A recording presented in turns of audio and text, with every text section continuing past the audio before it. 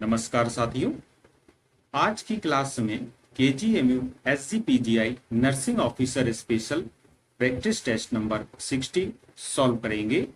इसके अतिरिक्त जो भी अपकमिंग नर्सिंग एग्जाम्स हैं उनके लिए यह वीडियो वेरी हेल्पफुल होने वाला है, क्योंकि इसमें जो भी क्वेश्चंस दिए गए हैं यह सभी प्रीवियस ईयर्स की परीक्षाओं में पूछे गए क्वेश्चंस है।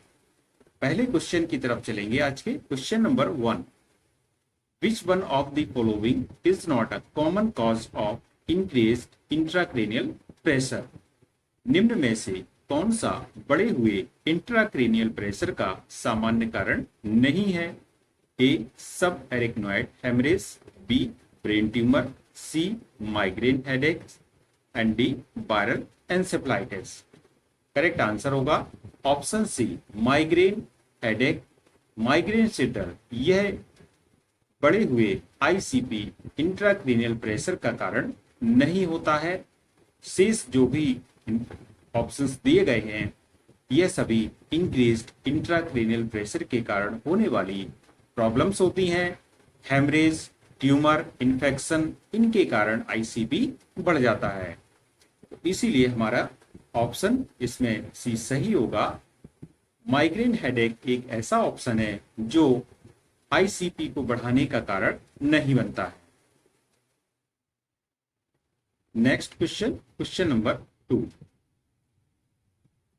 The first management done in PPH is. PPH में सबसे पहले किया जाने वाला प्रबंधन है A oxytocin, B check PP, C blood transfusion and D surgical intervention.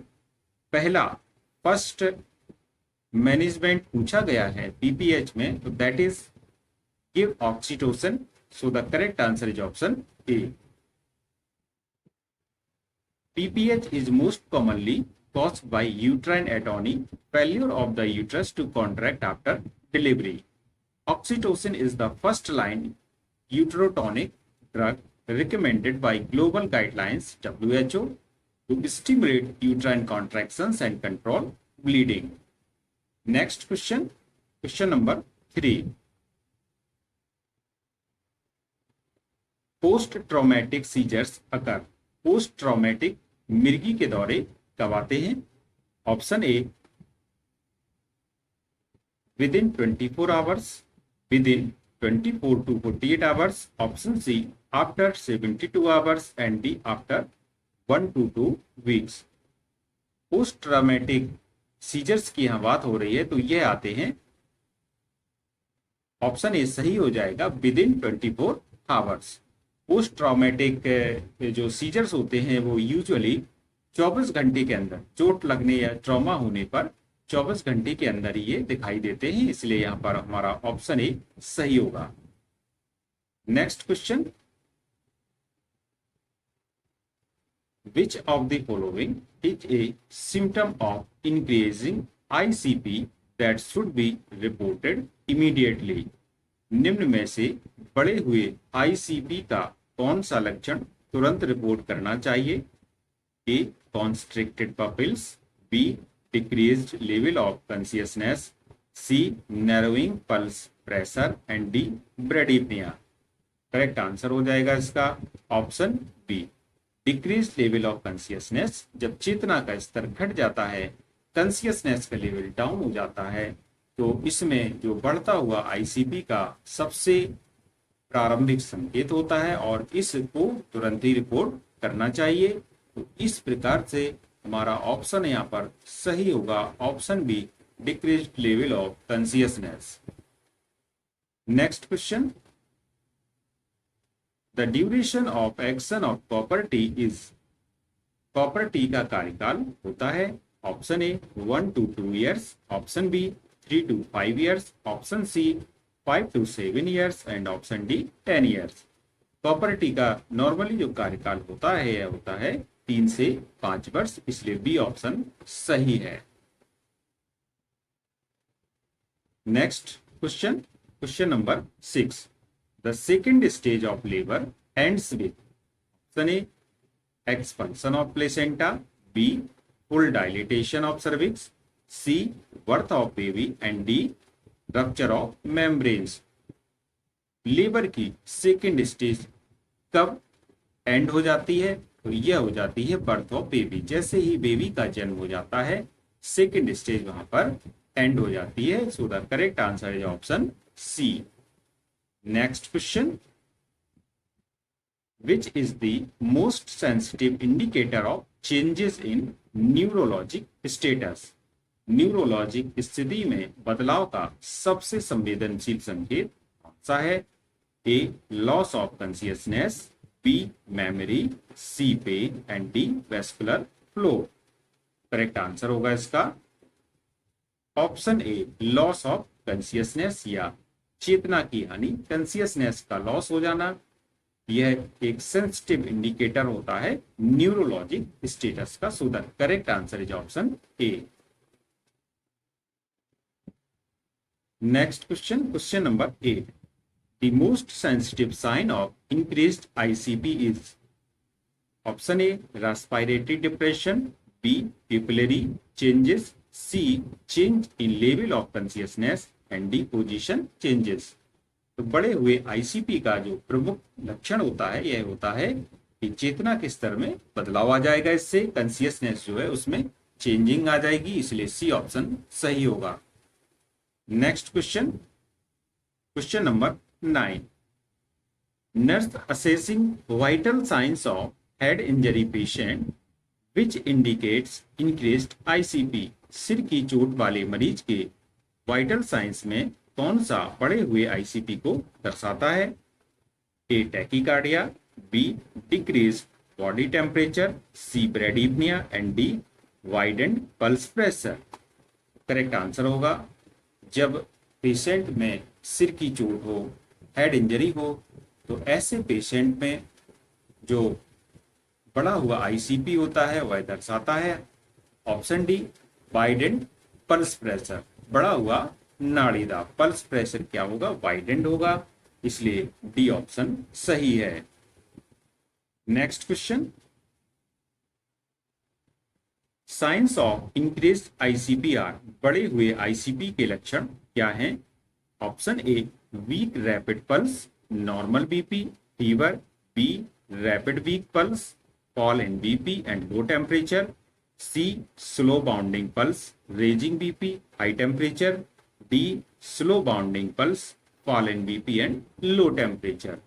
इसका करेक्ट आंसर हो जाएगा option C slow bounding pulse, raising BP and high temperature. यहां पर सी ऑप्शन सही है।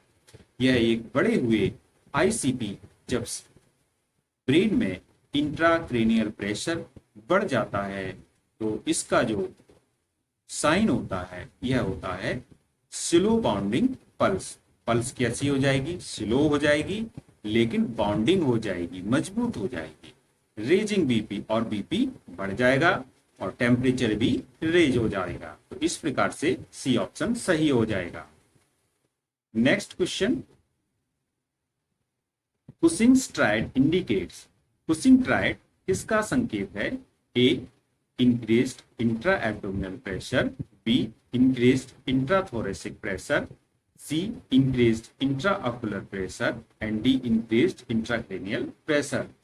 कुशिंग ट्रायड यह संकेत होता है कि इंट्राक्रेनियल प्रेशर रेज हो गया है, मींस ऑप्शन बी सही होगा इंक्रीज्ड इंट्राक्रेनियल प्रेशर। मस्तिष्क के अंदर जो दबाव है उसमें वृद्धि हो चुकी है, यह कुशिंग ट्रायड संकेत करता है, इसलिए डी ऑप्शन हमारा सही होगा। Next question, late sign of increased ICP in a child is. एक बच्चे में बढ़े हुए आईसीपी का देर से दिखने वाला लक्षण कौन सा है?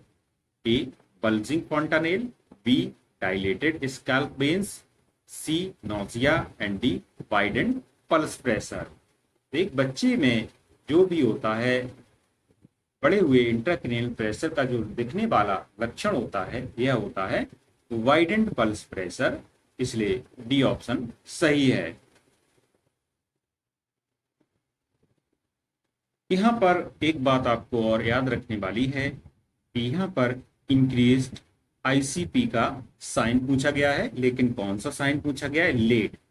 तो यहाँ पर जो हमारे 3 ऑप्शंस दिए गए हैं, तो बच्चे में जब आईसीपी बढ़ता है, इंट्राक्रैनियल प्रेशर बढ़ता है, तो यह तीनों इसके अर्ली साइन में आते हैं। अर्ली साइन मतलब प्रारंभिक संकेत, जैसे बल्जिंग फोंटानेल हो, डायलेटेड स्काल वेन्स हो और नौजिया हो। ये अर्ली साइन है, प्रारंभिक संकेत हैं बढ़े हुए इंट्राक्रैनियल प्रेशर के। और लेट साइन है, जो देर से दिखने वाले लक्षण है, यह होगा वाइडेंड पल्स प्रेशर। इसलिए हमारा ऑप्शन डी सही है। Next question, when is the first dose of TT given during pregnancy? Option A, first month, B, at 16 weeks, C, at 24 weeks, D, at 36 weeks. Tetanus toxoid का पहला dose दिया जाता है 16 weeks पर, इसके बाद 4 सप्ताह बाद देंगे। तो यहाँ पर तो ऑप्शन बी हमारा सही हो जाएगा, इसलिए ऑप्शन बी सही है, 16 सप्ताह पर या at 16 weeks. Next question, anaemia due to iron deficiency during pregnancy is called A, megaloblastic anaemia, B, hypochromic microcytic anaemia, C, haemolytic anaemia and D, pernicious anaemia. तो गर्भावस्था में आयरन की कमी से होने वाला जो एनीमिया होता है, इसको बोला जाता है हाइपोक्रोमिक माइक्रोसिटिक एनीमिया। मींस इसका बी ऑप्शन सही है। और भी यहाँ पर जो ऑप्शंस दिए गए हैं, जैसे मेगेलोब्लास्टिक एनीमिया हो, तो मेगेलोब्लास्टिक एनीमिया विटामिन B12 या फोलेट की कमी से होने वाला एनीमिया होता है। हीमोलिटिक एनीमिया ये आरबीसी के डिस्ट्रक्शन से होने वाला एनीमिया होता है। और पर्नीशियस एनीमिया एक ऑटो इम्यून डिजीज है। यहाँ पर पर्नीशियस एनीमिया एक ऑटो इम्यून डिजीज है, जो कि विटामिन B12 के अवशोषण न होने के कारण होता है। इस प्रकार से हम लोगों ने देखा और भी ऑप्शंस के बारे में। तो जो प्रेगनेंसी में एनीमिया होता है, इसको बोलते हैं hypochromic microcytic anaemia. Next question,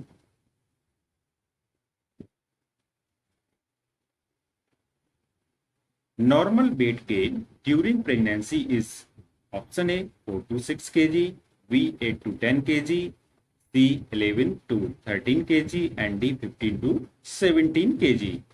तो सामान्य प्रेगनेंसी में वजन की बढ़ोतरी के बारे में पूछा गया है, तो यह होती है 11 to 13 kg। So the correct answer is option C. Explanation देखेंगे इसका। The recommended weight gain during pregnancy depends on the mother's pre-pregnancy BMI, but for women with a normal BMI, the correct range is option C 11 to 13 kg।